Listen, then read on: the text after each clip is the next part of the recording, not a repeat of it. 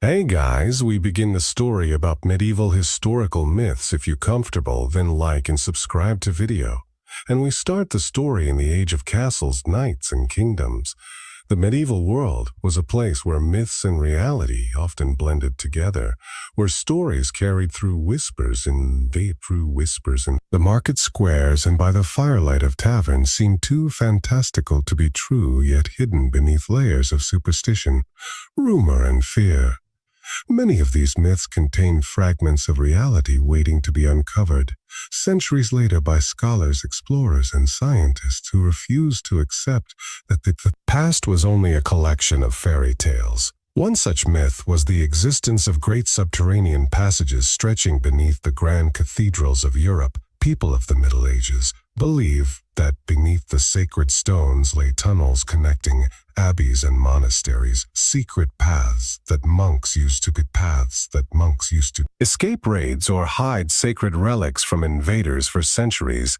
These tales were dismissed as the imagination of villagers who feared both the church and the unknown. But centuries later, archaeological excavations beneath certain cathedrals in France and England revealed carefully constructed tunnels. Carved deep beneath the earth, not only confirming the medieval myth, but also showing how these underground labyrinths were used in times of siege and persecution. Another myth that lingered across generations was the tale of the blood-drinking nobles of Eastern Europe. Peasants spoke of lords who roamed at night, thirsting for the lifeblood of their subjects, and the clergy often used such tales to warn people about sin and the dangers of turning away from God. It was considered mere superstition, the fearful imagination of simple folk. But when historians studied records from the 15th century, they discovered that certain noble families practiced bizarre rituals involving animal blood, and in rare cases, even human sacrifice. While they were not the supernatural vampires of legend, their cruelty and strange practices planted the seeds of the myth, which grew into the terrifying stories that still echo in our culture today. Similarly, the legend of cursed relics fascinated the medieval mind. There were whispers of swords that brought death to all who wielded them, crowns that poisoned kings, and chalices that carried doom for generations. Such tales were woven into the fabric of medieval storytelling. But one of the most famous myths surrounded the Spear of Destiny, said to be the very spear that pierced the side of Christ during the crucifixion. It was believed that whoever possessed it would hold the fate of kingdoms in their hands for centuries. It was seen as a myth, a fabrication to inspire holy wars, yet historical research revealed that a relic indeed passed through the hands of emperors, crusaders, and conquerors, inspiring them to believe in their invincibility. Whether divine power lay in the spear or simply in the conviction it gave its bearer, the myth proved to be rooted in the reality. Just as the medieval world was haunted by tales of monsters, people truly believed in fire. Breathing dragons, creatures that soared across the skies, reducing villages to ashes, while modern minds scoffed at such ideas. Medieval chroniclers recorded detailed encounters of knights battling winged beasts. Many dismissed these writings as allegories or exaggerations until discoveries of massive fossilized bones in Europe offered another perspective. Peasants stumbling upon the skeletons of mammoths and dinosaurs centuries ago without the knowledge to explain them, interpreted them as the remains of dragons. Thus, myths of dragons were born, not from pure imagination, but from real encounters with the bones of creatures that had walked the earth in ages long forgotten. And so these myths lived on, feeding the medieval imagination. Stories of enchanted forests were also among the most enduring myths. People of the Middle Ages spoke of woods where travelers vanished, never to return, where fairies lured men with songs, and where time itself seemed to twist what many believed to be fantasy turned out to be based in truth.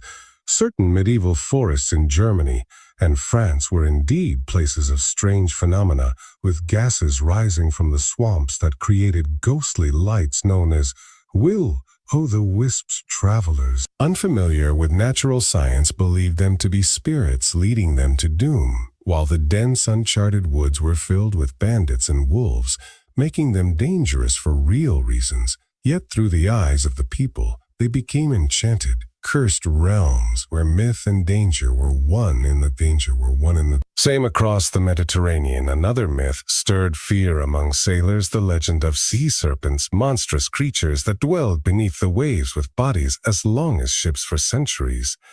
These were dismissed as seafarers exaggerating the perils of the ocean. But modern marine biology has uncovered that giant squids reaching incredible lengths did in fact exist, and would on rare occasions rise to the surface, entangling themselves in ships and terrifying crews.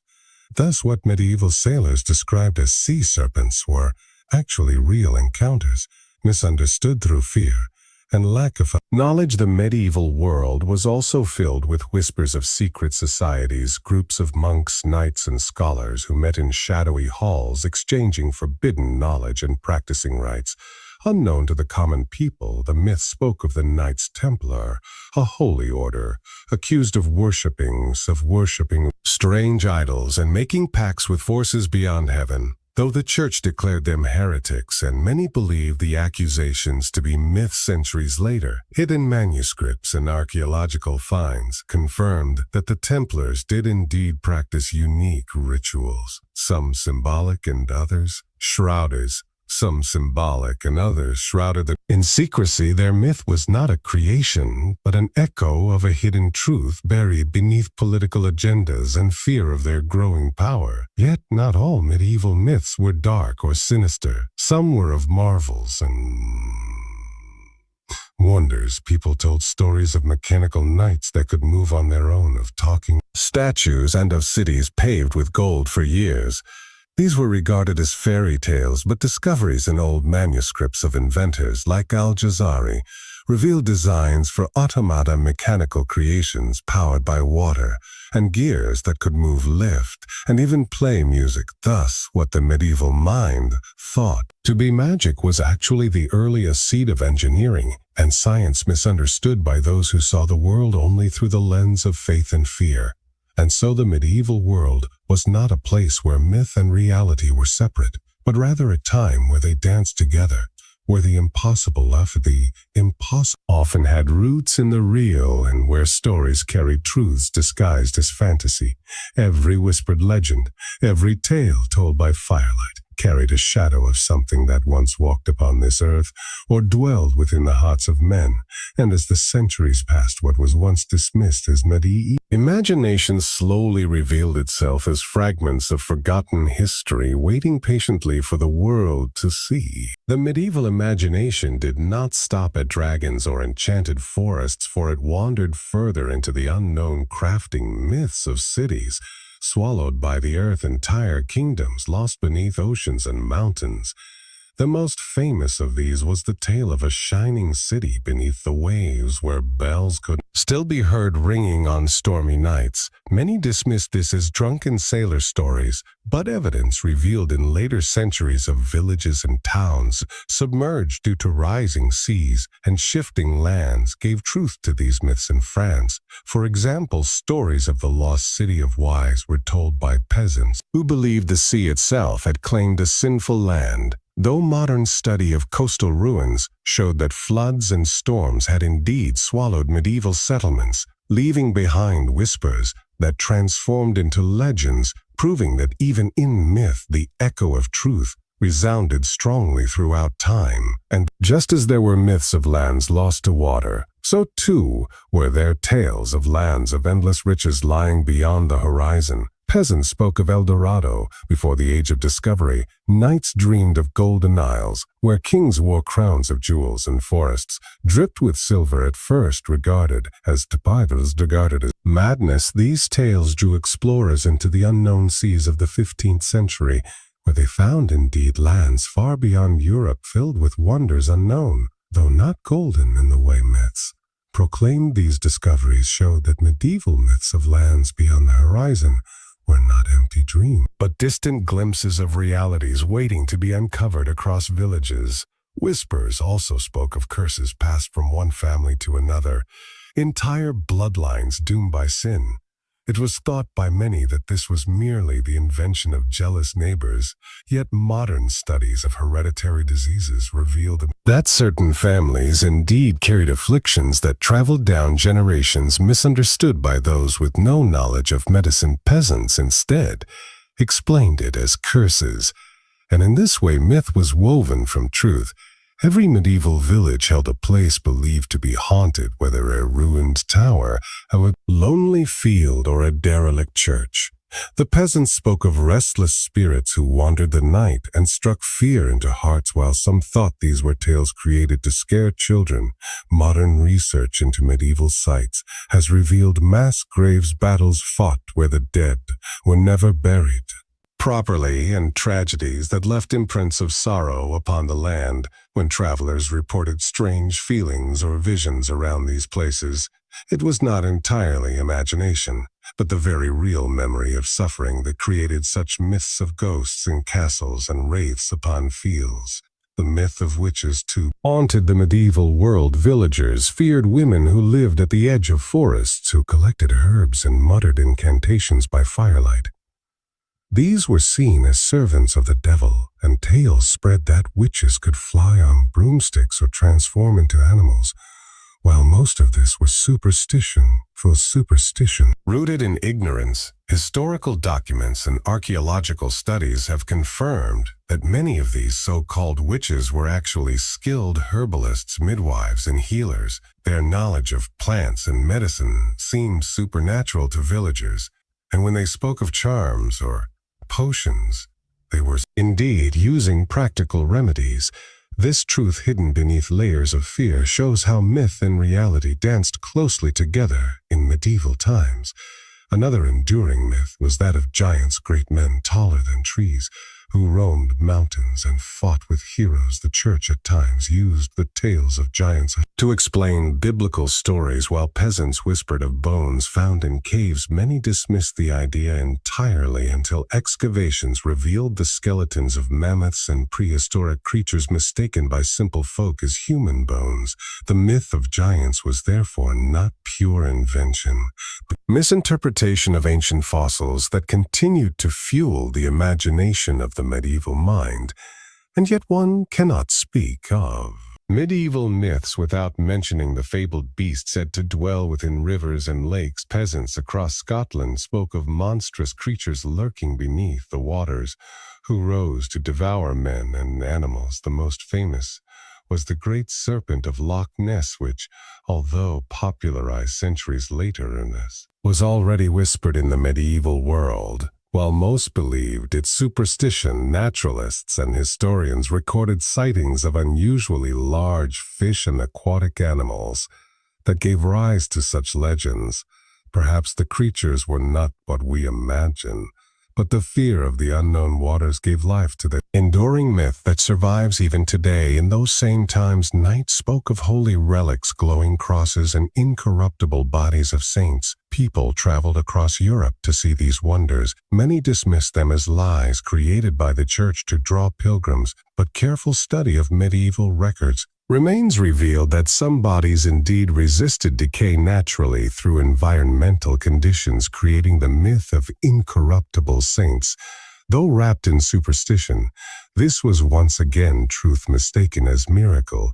One of the strangest myths of the medieval world was that of werewolves. Villagers believed that under the light of the full moon, men could transform into wolves, tearing apart livestock, and even neighbors at first considered foolish tales used to explain violence. Later research into medical conditions like hypertrichosis, which causes excessive hair growth, and rabies, which drives and men into violent madness, gave roots to the werewolf legend. People without knowledge of science witnessed symptoms they could not explain, and so spun tales of shape-shifting cursed men, though not true in the magical sense. The myth found its origin in the realities of disease and human fear. Thus again, myth was a mirror of misunderstood truth. Castles themselves carried myths of hidden treasures. Peasants whispered that deep beneath the stones of lords lay chambers of gold, guarded by eternal knights who awoke if disturbed.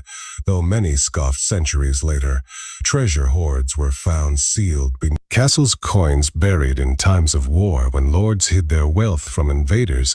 And while no knights awoke, the wealth that was discovered proved that peasants were not entirely wrong. The medieval world also spoke of travelers who returned after years, claiming to have visited lands of strange creatures, people with faces on their chests, or dog-headed men. While dismissed as fantasy, modern anthropology shows that explorers often misinterpreted foreign cultures or saw deformed individuals and spread stories that turned into myths. Yet again, imagination spun around fragments of reality, and the stories grew larger than life. Peasants spoke of bells that rang on their own at midnight, or statues that wept blood considered absurd by later generations.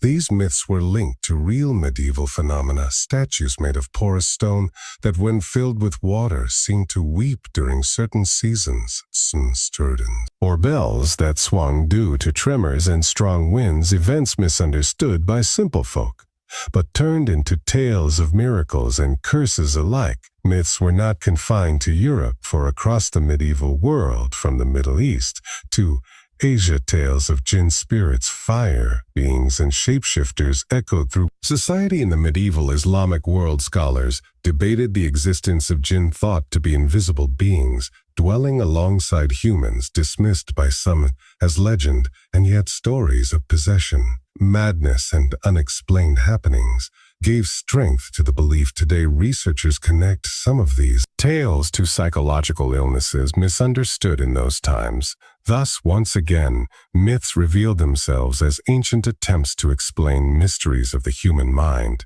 and the unseen world. The medieval mind was also filled with apocalyptic myths. Villagers lived in constant fear of the end of days, believing comets were harbingers of doom and plagues were punishments from heaven. While the myths added layers of superstition, the truth was clear. Comets were natural celestial events, and plagues like the Black Death were caused by disease. Yet in the eyes of the medieval people without science, these truths became terrifying myths and prophecies which ruled their lives and decisions. Thus, even apocalypse apocalypse were shadows of real natural occurrences. Though misunderstood, the medieval era was a vast tapestry of myth and reality tightly woven. Each tale, whether of dragons, witches, curses, or treasures, was born from a seed of truth, sometimes small, sometimes large, but always present, waiting to be uncovered by those who would one day seek the truth beneath the myth. In the medieval imagination, myths did not only serve as entertainment, they were instruments of control, power, and hope. They gave peasants explanations for the strange and fearful events that ruled their fragile lives, and they gave kings and priests tools to strengthen their authority. One such myth that spread across Europe was the tale of the wandering Jew, a man cursed to roam the earth without rest until the second coming.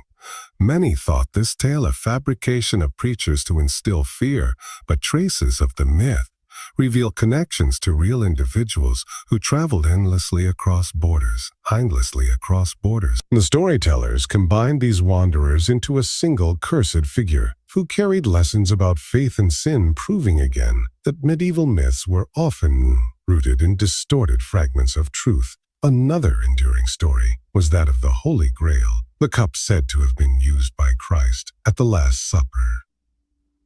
Peasants, knights, and monks alike told tales of how the Grail brought eternal life or divine wisdom. Many dismissed the Grail as a complete invention, yet historical evidence shows that medieval knights, especially during the Crusades, brought back a number of sacred chalices, which they claimed were holy relics. While none were truly proven, the existence of these sacred objects and the obsession surrounding them shows how myth and reality interwove so tightly that it became impossible to separate one from the other. Further into the medieval period, Peasants told stories of invisible assassins, killers that slip through the night to murder lords and vanish without trace, dismissed as horror stories to frighten villagers. Research into medieval court documents revealed the existence of secret orders and spies, trained in stealth, such as those in the Islamic world, the Hashashin, who became the root of the very word assassin. Their existence turned myth into fact, though exaggerated by time with tales of supernatural vanishing acts and unstoppable killers. Peasants also spoke of miraculous healers, men and women who could cure wounds with a touch or cast out sickness with a glance.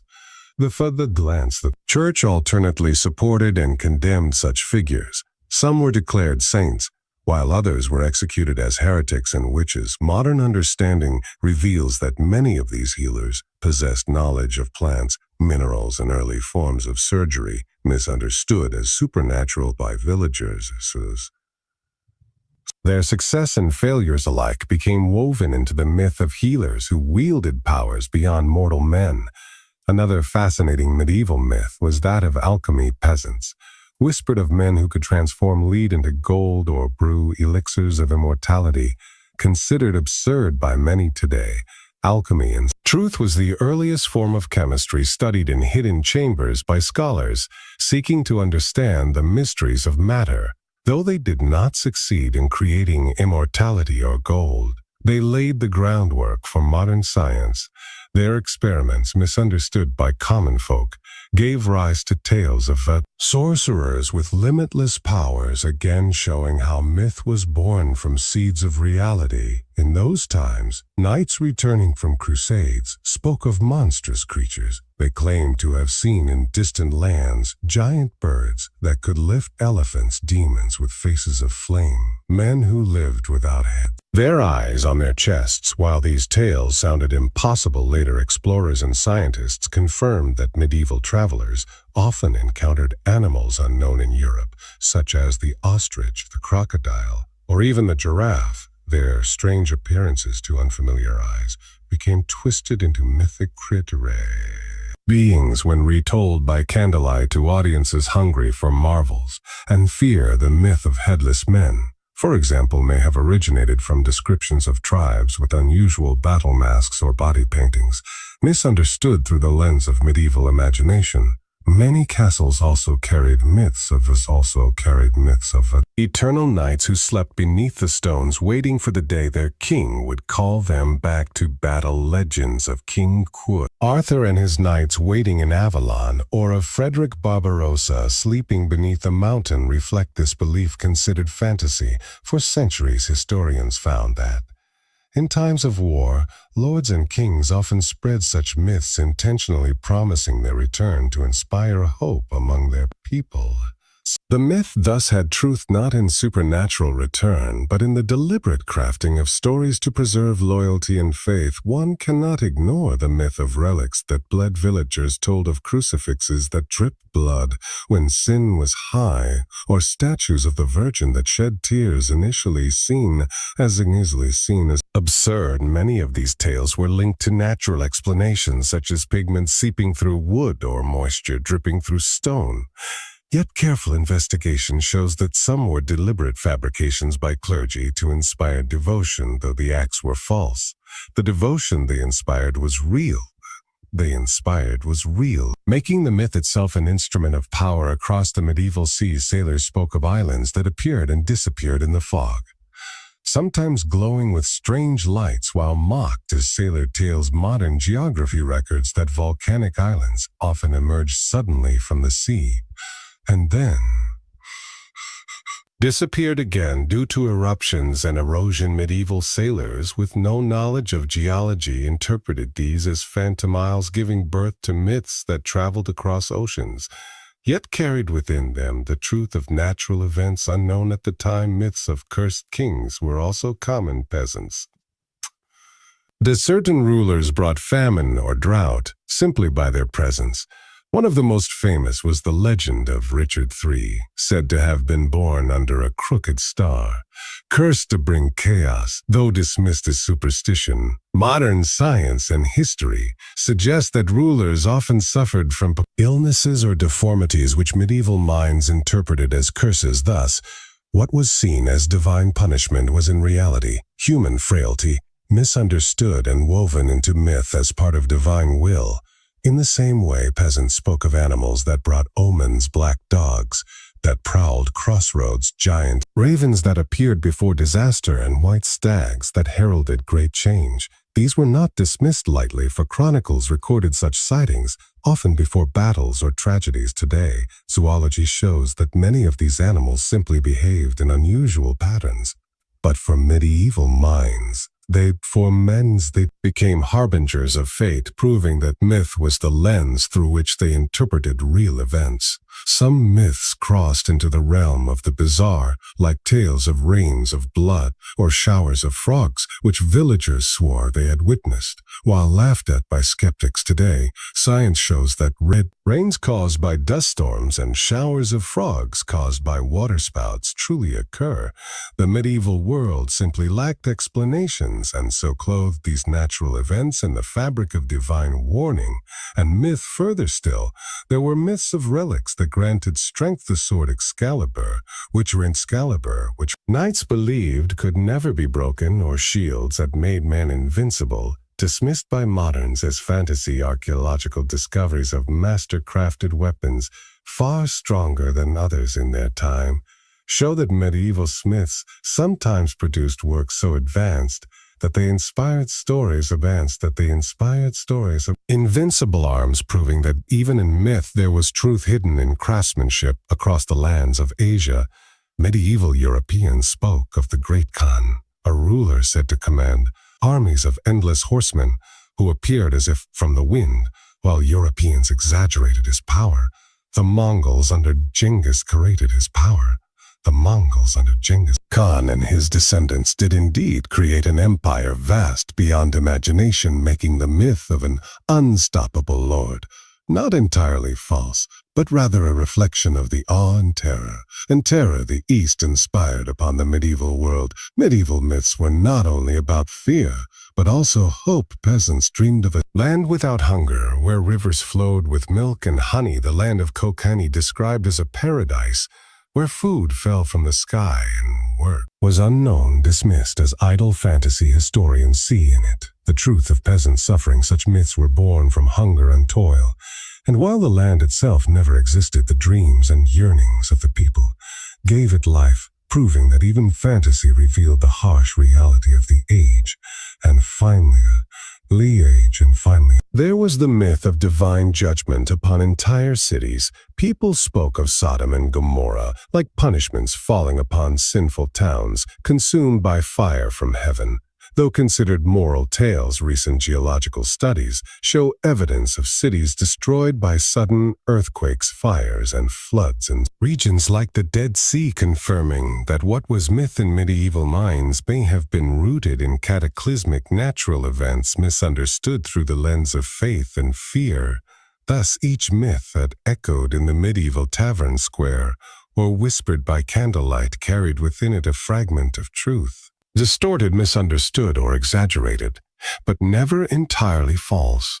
And as centuries passed, scholars, explorers, and scientists peeled back the layers, revealing how myth and reality were intertwined in the medieval world. The medieval era was drenched in myths that stretched across every corner of life, from birth to death, from soil to stars, and one of the most persistent myths told by villagers and nobles alike was that of astrology. Peasants believed that the stars ruled their fates. Kings employed astrologers to guide their wars and marriages, while the church both condemned and yet secretly tolerated such practices for centuries. This was thought to be superstition, yet modern historians reveal that medieval astrology was in fact built on early attempts at astronomy. Scholars charted stars carefully and astronomy and predicted eclipses and planetary movements. Though they could not truly see the future, Their partial successes in prediction convinced many that the myth of astrology as a divine map of destiny was true.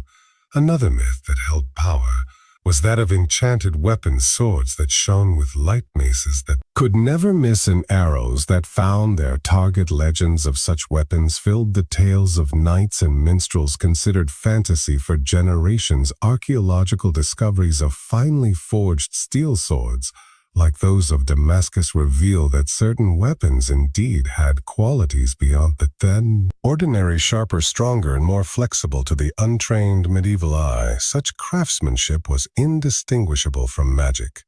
Thus, myths of enchanted weapons grew from real marvels of technology. Peasants and nobles also carried myths about disease they believed. Plagues were spread by evil spirits or by evil spirits, or the gaze of witches dismissed as ignorant superstition for centuries. These myths contained a hidden truth in that disease was indeed spread invisibly, though not by spirits, but by germs unseen by the medieval eye. The truth would not be revealed until centuries later, yet the myths of invisible age of illness, though misunderstood, pointed to a reality that science eventually proved. The myth of healing springs also captured the medieval imagination. Villagers flocked to wells and fountains that were said to cure blindness or heal wounds. Priests blessed these waters, and songs were sung of their miracles. Skeptics in later times dismissed them as tricks. But studies have revealed that certain springs were rich in minerals with real medicinal effects. Thus, what peasants believed as divine miracles carried a kernel of natural truth. Once again, myth and reality danced together. The forests of the forest Europe were filled with stories of green men, wild beings covered in leaves who appeared to travelers only to vanish without trace for centuries. The Green Man was thought to be nothing more than pagan folklore lingering into the Christian age. But carvings of green men appear in cathedrals and chapels across Europe, revealing that this myth was interwoven with medieval belief. The Green Man represented nature rebirth and the cycle of life, and while no such creature roamed the woods, the myth carried symbolic truth that the medieval mind wove into stone and story. Another persistent myth was that divine voices, knights and shepherds, claimed to hear heavenly commands guiding them through trials. While many dismissed these tales as inventions, later psychologists and historians suggested that certain individuals, such as Joan of Arc, truly experienced visions and voices which modern understanding might explain as conditions of the mind, yet in medieval times they were understood as divine commands. Thus, the myth of holy voices was not wholly false, but a misunderstood experience of the human mind and spirit. Across towns, villagers whispered of strange beasts in the night, black dogs with glowing eyes or pale horses that galloped without sound. These were called omens of death, dismissed as stories meant to frighten children. But historical accounts of wild wolves, rabid animals, and even military scouts on horseback, moving silently under cover of night, could easily have inspired such myths. Fear gave shape to reality, turning natural events into supernatural legends.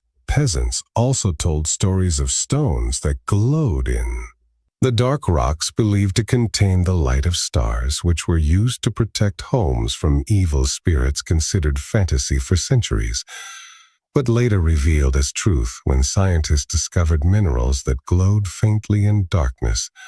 Thus, the myth of starstones had real basis, though magnified in the medieval mind. Further myths arose from the endless wars of the period. Soldiers believed that certain battlefields were cursed, where no grass would ever grow, and where the cries of the dead echoed in the wind. Many dismissed such ideas, yet there are places in Europe where soil once drenched with blood is still barren, or where strange echoes carry across valleys, proving that while the supernatural was not at work, the devastation of war left marks that became myth in medieval towns. People often spoke of changelings' children, believed to be stolen by fairies and replaced with sickly doubles. Mothers whispered these tales when their infants wasted away without explanation, while thought to be foolish tales. Modern understanding shows that diseases like tuberculosis and genetic disorders often explain such conditions. But without science, peasants turned their grief into myth, creating stories of fairies stealing healthy children and leaving behind weak ones. Though tragic, the myth carried real echoes of human suffering. Another widespread myth was that of eternal youth. Knights and kings sent seekers after fountains said to restore age to youth, and peasants told tales of hermits who lived for centuries. While dismissed as fantasy, medieval chronicles describe individuals who lived remarkably long for their times due to wealth, nutrition, or isolation, their stories twisted into legends of immortality. Thus, the myth of ageless life was inspired by rare but real examples that seemed supernatural in a world where most died young. The medieval imagination also spoke of phantom armies, hosts of ghostly knights seen riding across the skies during storms. Peasants called it the Wild Hunt, believing that the dead rode with fury across the night. Scholars dismissed this as fear born of thunder and lightning, yet historians note that migrating bird flocks during storms sometimes appeared as vast moving armies, and combined with roaring winds gave birth to the terrifying image of ghostly huntsmen. So even the Wild Hunt had roots in natural but misunderstood phenomena. In castles, kings and lords believed in the myth of divine right, that their blood carried the mark of heaven itself. Peasants accepted this as mythic truth woven into every law, yet historians and genealogists later traced the origins of dynasties, showing how marriages, alliances, and clever politics built kingdoms, not divine will. Though the myth of divine kingship was false in magic, it was real in power, shaping how nations rose and fell across rivers and lakes. Villagers spoke of bridges cursed to collapse or wells guarded by spirits dismissed by skeptics as peasant tales. But records show that poor construction or natural shifts often caused repeated disasters at certain sites. Villagers, unable to explain repeated misfortunes, created myths of curses to account for their losses. In the same way, tales spread of music that lured people to their doom. Flutes heard in forests or songs drifting across lakes believed to come from spirits. Modern understanding of sound phenomena, such as echo and wind carrying distant songs, reveals that the myth grew from natural events, though magnified into something supernatural. Myths of animal messengers were also strong. Peasants believed owls carried warnings, wolves carried curses, and cats carried both fortune and evil. Modern zoology shows that these animals often behaved in unusual patterns during weather changes or plagues, which peasants misinterpreted as supernatural omens. Thus, myth once more grew from misunderstood reality.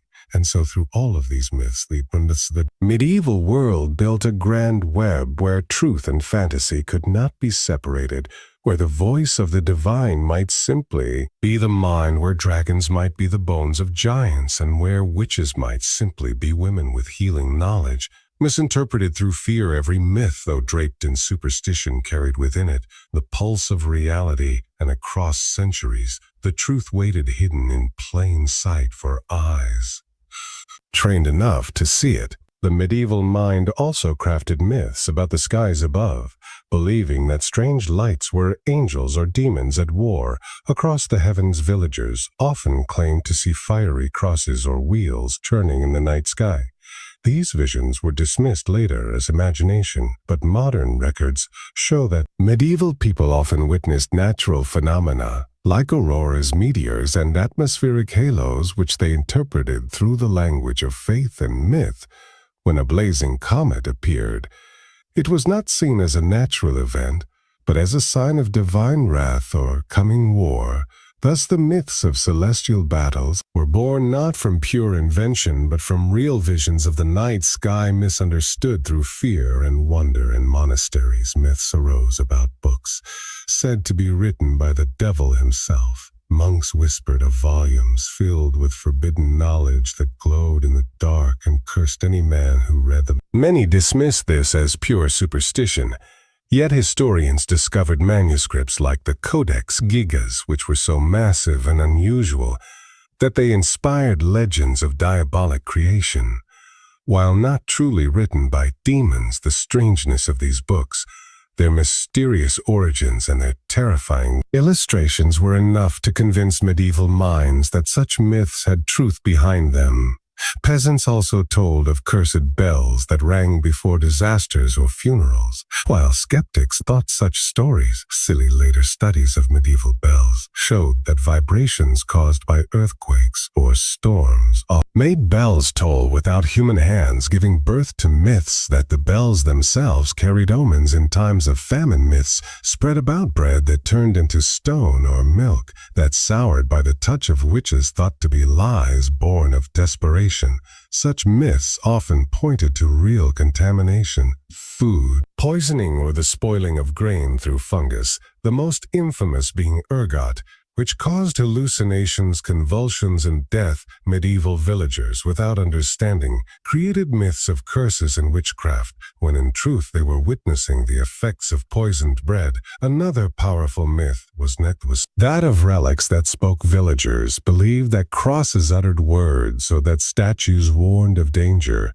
While historians dismiss this as foolishness, medieval accounts describe mechanical devices hidden within altars or priests manipulating statues to inspire awe, revealing that though the supernatural was not at work, the myths of speaking relics were crafted intentionally as tools of control. Further myths spoke of saints who could walk upon water or glow with light. While dismissed later as exaggerations, some medieval accounts describe individuals wearing simple reflective garments or walking on frozen lakes that appeared invisible beneath the surface. What was seen as miracle was often natural, though clothed in myth. The seas carried their own myths of ghost ships, vessels crewed by the dead sailing endlessly across oceans. Peasant sailors alike believed such stories to be true, but proved such stories to be true for centuries, while modern eyes see them as fantasy. Historians reveal that ships often drifted empty after plagues or storms, their crews dead, their hulls creaking across waves. To medieval sailors, such sights were proof that ghostly ships truly sailed. And so, myth and truth again intertwined. One cannot ignore the myth of cursed treasures. Knights and lords whispered that hoards of gold buried with the dead carried eternal guardianship, while peasants feared to touch them for fear of death.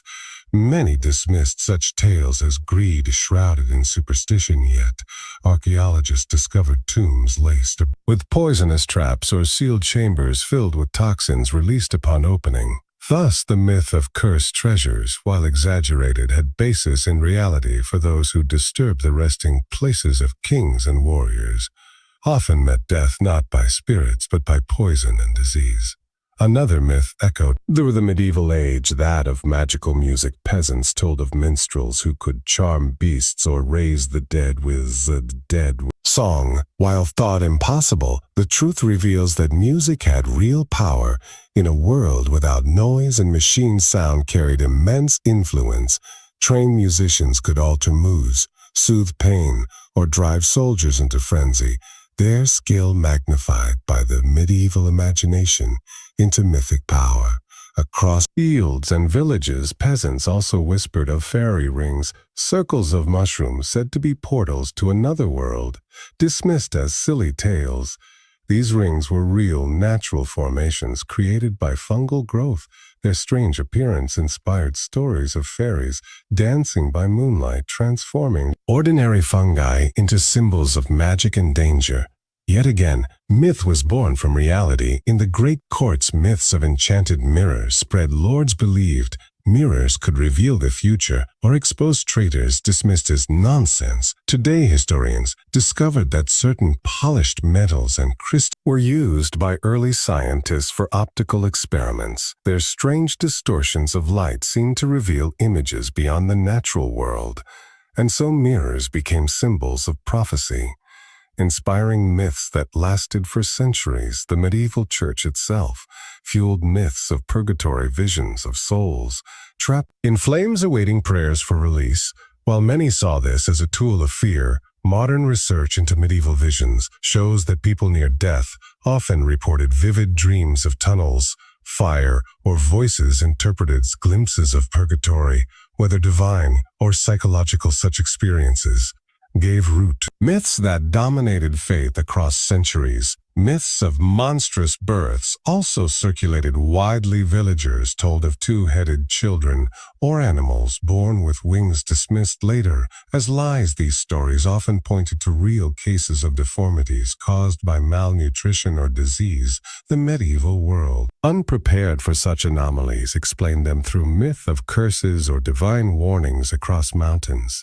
Peasants believed caves were homes of sleeping dragons or treasure guarded by spirits, dismissed as fantasy until miners discovered fossilized remains of prehistoric beasts within caves, bones so as massive that they could only belong to monsters. Thus, the myth of dragon caves, though filled with exaggeration, was not without truth. Even in matters of love and fate, myths surrounded the medieval world.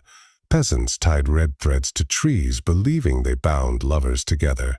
Knights carried charms said to ensure faithfulness, while dismissed later as superstition. Modern anthropology shows that such rituals provided psychological comfort, strengthening social bonds. Thus, while the magic was imagined, the effects were real, giving life to myths that persisted for centuries.